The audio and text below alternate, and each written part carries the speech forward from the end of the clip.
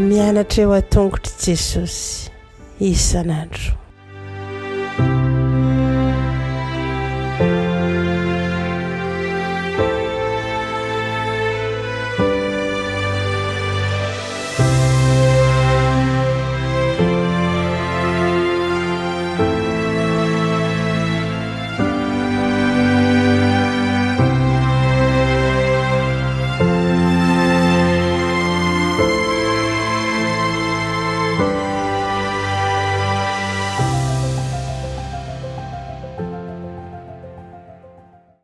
Valy miarabantsika tsirairay avy indray tonga eto amin'ny fandraisana ny lesona lehibe isika amin'ity anio ity fa dia mirary ny tsara indrindra ao an-trano antsika ka ny ten'Andriamanitra ny hanavao antsika mandrakariva ary hanamboatra ny fo sy ny saina.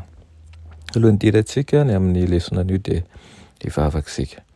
Andriamanitra tsara zindanitra mbola velom-pisaorana anao izay mbola menao izao fotoana izao indray ahafahana mandinika ny teninao. Tompo, miteza ianao hanavao anay, miteza ianao hialoha lalana anay, miteza ianao eto aminay ary miteza ianao ihany koa handrakotra ny fahasoavanao ao aminay. Anaran'i Jesosy, amen. Lohateny lesona androany dia manao hoe ny fitsaran'ny Tompo sy ny fitoerana masina. Asaiko ianao mamaky ny Salamo 1:10, ny 7:10 ary ny 7:100 mifandray akaiky amin'ny fitoerana masina ny fitsaran'ny Tompo. Ny fitoerana masina dia ny tontolo izay niova ny fahatakaran'ny mpanao salamo, ny olan'ny faharatsiana rehetra.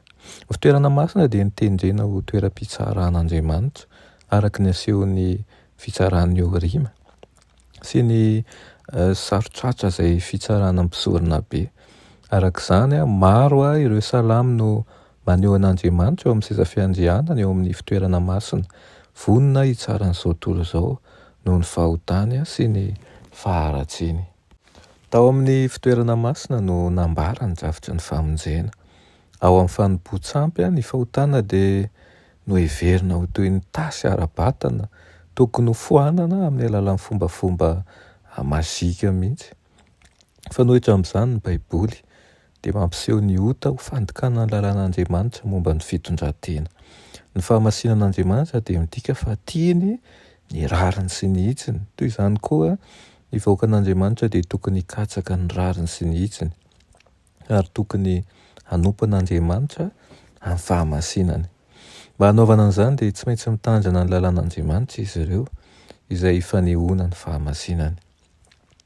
Noho izany ny fitoerana masina dia toeran'ny famelan-keloka sy famerenana amin'ny laona ny fahamarinana araka ny asehon'ny rakotra famindram-po ny seza fiandrianan'Andriamanitra sy ny soron'ny fahamarinana.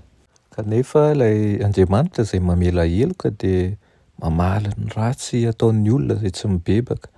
Ny hevitra azo ampiharina amin'ny mahatoeran'ny fitsaran'Andriamanitra ny fitoerana masina dia hita amin'ny fahatsiarovany tena lalandava ny fahamasinan'Andriamanitra sy ny fitakiana ny fiainana marina araka ny fepetra izay takian'ny fanekem-pihavanan'Andriamanitra. Ny fitsaran'i Jehovah avy anziona dia miafara amin'ny fiadanany marina sy ny faharesen'ny ratsy fanahy. Ny fitoerana masina noho izany dia mampirisika ny fiandrasana amin'ny mpifaliana ny amin'ny fiavian'ny Tompo amin'ny mampitsara azy indrindra mandritra ny andro fanavotana. Toy izany ihany koa ny salamo dia manamafy ny fahazahoana antoka ny fahatongavan'ilay mpitsara Andriamanitra dia Jesosy Kristy ao amin'ny fitoerana masina any an-danitra. Ka dia tokony tsisy atahorantsika tokoa fa tsika dia manana mpisolo vava lehibe eo amin'Andriamanitra. Dia Jesosy efa nisolo voina antsika ary ihany koa nanome toky antsika fa eo amintsika mandrakariva.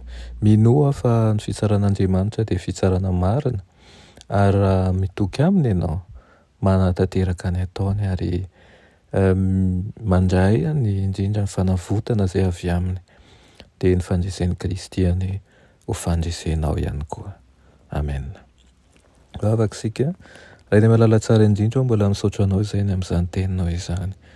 Misaotra Tompo fa eo mandrakariva ianao ary raha ny tianao indrindra dia ny havana aminay. Ianao ilay fampihavanana mba hahafahanay mifandray aminay amin'ilay iray, dia mangataka aminao izahay isanandro dia mba ho eo anilanao mandrakariva. Izao tontolo izao mikendry ny hamononanay indrindra ilay ratsy, fa ianao kosa mikendry ny hahavelomanay dia ny handovanay ny fiainana mandrakizay. Aminaran'i Jesosy, amen.